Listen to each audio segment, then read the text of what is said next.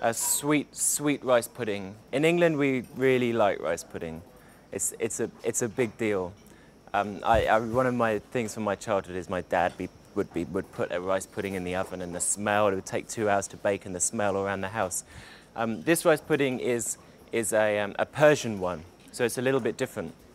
But it still has that same thing of when you eat it, you sort of, I still feel very happy as if I were a child at home.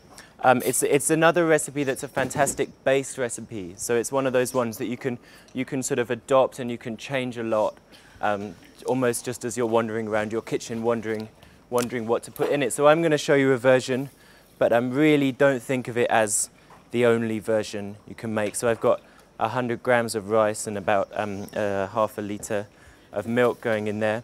And I'm going to put a few tablespoons of sugar. And then I'm going to put some spice. I'm going to put saffron, an incredibly exotic, quite expensive ingredient. So this is a bit of a luxurious one. But when it finishes, you'll sort of see that it's, it does feel like something you'd have in sort of some really opulent, ancient Arabic wedding kind of sort of thing. So this, this version is pretty posh. I'm going to put some cardamom pods in, and cardamom is a fantastic spice for using with dairy. I sometimes even put it in bread and butter pudding, or if you add it to custard or creme brulee, or sort of anything that you make that is quite milky. It always works really well. And you just have to bash it a little bit, and then you take off the, you can buy it already where this stage is already done, but only takes a second. And it is very much a case of you put it on, you put the rice and the milk on, and then you have a sort of a look around and you think, oh, I'll put a cinnamon stick in, oh, I'm going to put some cardamom in. It is very much that kind of thing. You might think, oh, maybe I'll put some orange peel in and see what happens, or I'm going to put a lemon peel in. I've got some lovely Indian vanilla here. I'm going to put some of that in. But there's nothing that you have to have, and nothing that you can do without.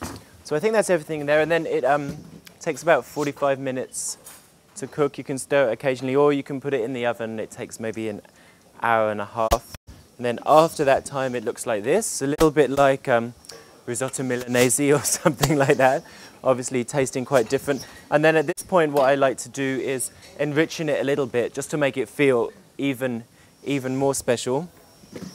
So I put a couple of egg yolks in it.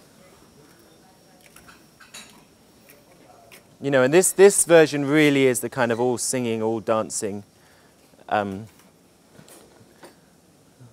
one. So once it's off the heat, you put in a couple of egg yolks.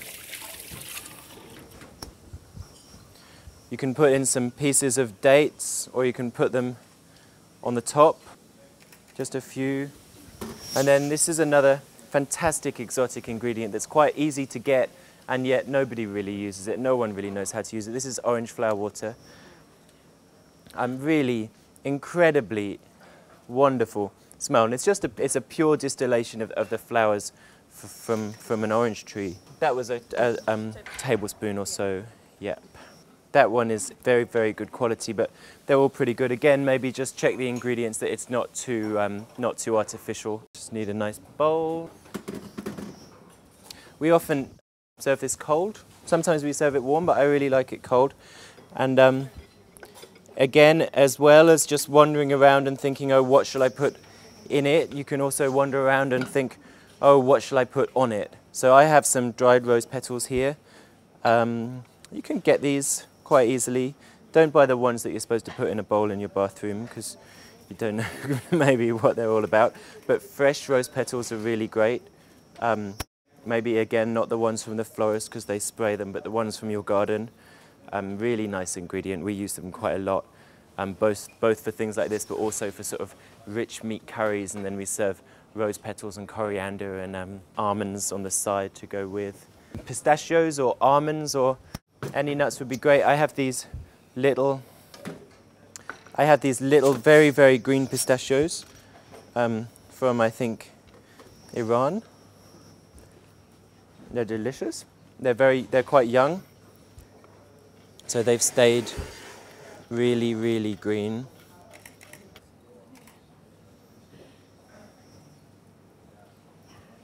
you want, you can put a little tiny bit extra pieces of saffron.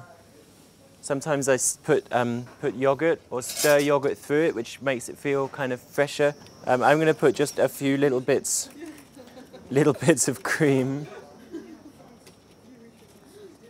on the top. We could put some more dates. You know, it's just one of those things you can, sometimes we even put, when it's a very special occasion, we put some little bits of gold leaf on it, and that's quite nice too. That's it again, you know, and if it looks very nice, it's going to taste very nice. You didn't need everything. You can choose, you can take your pick, you can use whatever you want.